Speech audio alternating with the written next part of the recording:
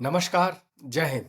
Trump 2 era has brought in large number of changes in the world. Is it time to say that the new world order is already in place? The alignments and the realignments of allies and foes is in the offing. The alignment of US towards Russia is changing, towards its trusted partner and friend China is changing. Its NATO and the group of European Union is undergoing a drastic change. There's a diversion coming in. There's a lot of change which is coming in the Middle East. Let's see कि हो क्या रहा है. How is it going to impact various countries, and we specifically in India, how do we look at this? The first aspect which Trump from day one has been saying, right from electoral days, is saying America first. And therefore, his renewed focus on prioritizing the American interest and bringing up the American middle classes high up for their sustenance, living, and the quality of life is on his priority. And therefore, when he wants to bring more and more money to the America as such, the trade relations have to undergo a change. Geopolitics has to undergo a change. And that's how possibly the trade tensions and the tariff policies are undergoing a change. Canada was charging them almost 100% on their automobiles, whereas America did not charge that much. Now that quid pro quo is coming in, there is a problem. Not only with Canada, with other countries as well. In all walks of life, in all forms of trade, it's coming in. So what? So if the American policy is America first, they want their trade benefits better than others, or at least at par.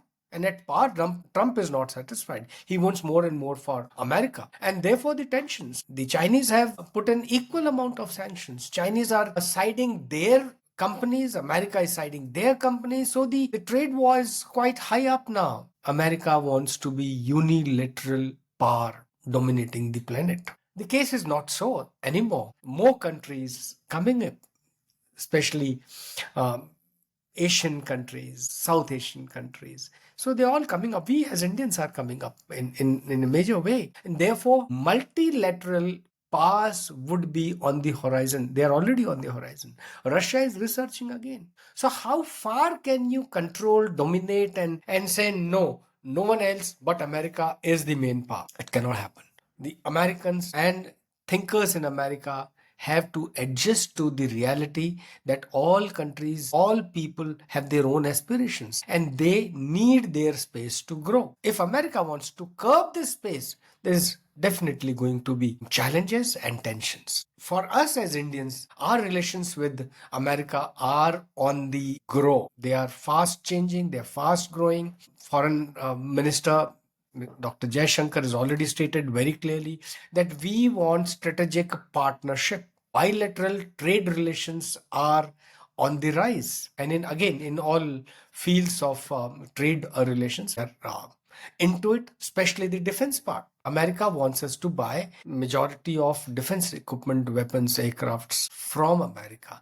Does it suit us? We'll have to see. Whatever suits us as a nation, as per our aspirations, as per our national interest, that is what we should go in. If America says America first, and if he follows the Chanakyan policy, Chanakya to hamara apna hai. Why should we say कि भाई तुम अपना देखो हम अपना नहीं देखेंगे? How can that happen? So we as country, we as a growing nation, we have our own aspirations. And why only America? We would have relations with all other allies, all other countries with whom we can have a win-win situation. And therefore, the evolving India-U.S. relations can continue to grow, but India needs its own space to have bilateral relations with all others as well. We've been, I think, very equal in our relations with Ukraine and Russia, despite both of them being at war, and US and the European and both being on the sides of Ukraine. In fact, they wanted us to deploy our forces. How can that happen? We would not. We would go in for our own national interest. There's a very clear defining policy of the US towards China that is emerging. And that is intensifying the trust deficit and the trade relations between Russia, between America and the China. The political competition is rising. China wants to become a superpower. America wants to continue to dominate the world. let's see how it goes. And therefore, regional security dynamics, the international geopolitics is likely to undergo a change. We've been witnessing a war in the Middle East. Israel-Hamas war almost extended to entire West Asia. One party supported by Israel, for Jews supported by Americans, and on the other side Hamas and all other terrorist organizations of Iran. And when the conflict actually enlarged, there were clear signs of Russia and China maybe meddling into this. And this could have escalated into World War III. Fortunately, it hasn't. And let's hope it does not in future as well. And therefore, the changes that US brings in to rein in Iran for its nuclear weapon, and towards that a lot of sanctions being planned. America has to really balance, since it is increasing and improving its relations with Russia. As against Joe Biden, actually Trump has approached Putin and things are on the way. But there is a catch here. Russia is supporting Iran. America is against Iran. EU, NATO, they want to get into the Ukraine, which is actually the area of influence of Russia, its extended areas. And Russia would not want any other part to come too close to its borders, which can threaten Russia in future times. And the entire attempt of NATO, EU, America to get closer to this side would invite more challenges, more troubles between the NATO, EU on one side and Russia on the other side.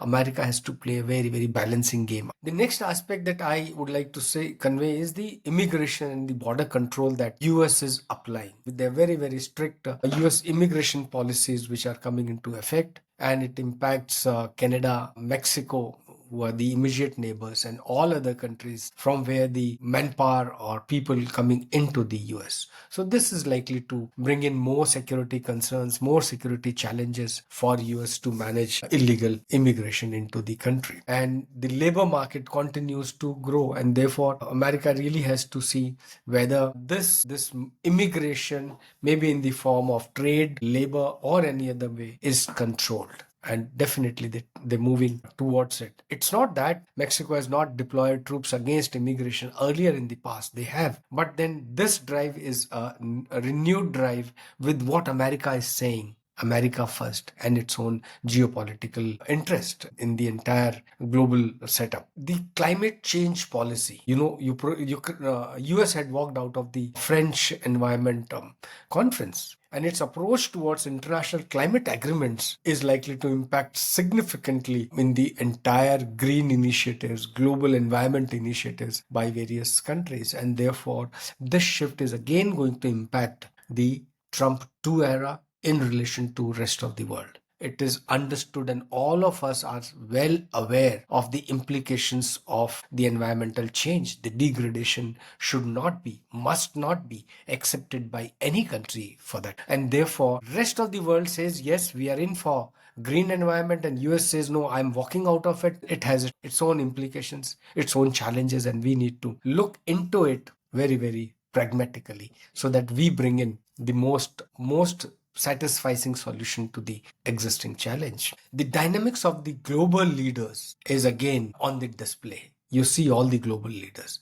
They've all got together. First the EU, then the NATO, and you can see the rest of the countries are also aligning towards the unpredictability that the US is giving to the entire world. The economic policies are changing, the international relations are changing, and it's the leaders who will impact all the future decisions. And so we really have to be aware of the present context, present geopolitical situation, as it is likely to impact not only the countries at the apex level, but every individual in each of, primarily we as Indians, we are concerned, each one of us is concerned. Similarly, all other countries, their people, their companies, all are impacted and concerned. And these topics underscore the Trump 2 era, which we can look into. Defense part is very, very exhaustive. It includes a different dynamics, and we could talk about it in a separate video.